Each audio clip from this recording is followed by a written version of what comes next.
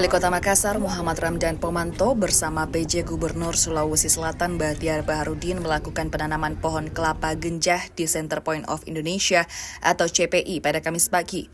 Penanaman pohon itu merupakan acara halal bil halal dan juga dalam rangka menyambut Hari Bumi 2024. Acara ini digelar oleh keluarga besar Dinas Tanaman Pangan, Hortikultural dan Perkebunan atau TPH-BUN Provinsi Sulawesi Selatan.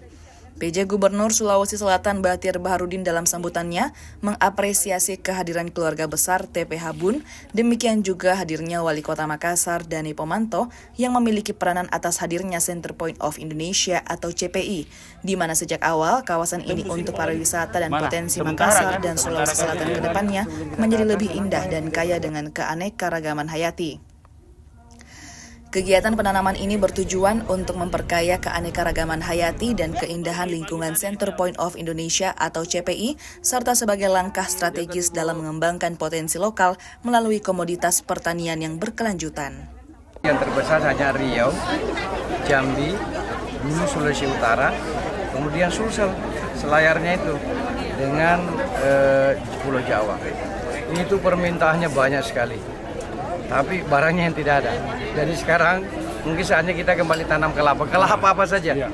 Hampir sudah hampir punah ini tanam kelapa kita. Padahal itu komoditi yang mulai dari daun sampai akar semua bisa jadi produksi, bisa jadi uang semua gitu. Saya kira ini yang dicontohkan Pak Imran hari ini, saya benar-benar terima kasih. Soal pilihannya kelapa genjah, kelapa kopel, tapi kelapa apa saja, kelapa kampung pun juga punya nilai ekonomi. Dan ini saya kira tanaman yang bisa juga menjadi tanaman kita, khususnya di daerah pesisir kan. Karena kelapa juga pesisir. Di samping dia menghalangi kenapa orang dulu banyak tanam pesisir? Menghalangi angin laut. Kenapa? Dulu karena ada banyak pohon kelapa di pinggir laut, maka ketika angin pantai kuat datang, tidak tumbang rumahnya orang karena ada pelindungnya. Ada pelindungnya pohon-pohon di sepanjang pesisir kita, namanya pohon kelapa itu. Saya kira budaya orang tua kita ini kita harus tumbuhkan lagi kembali.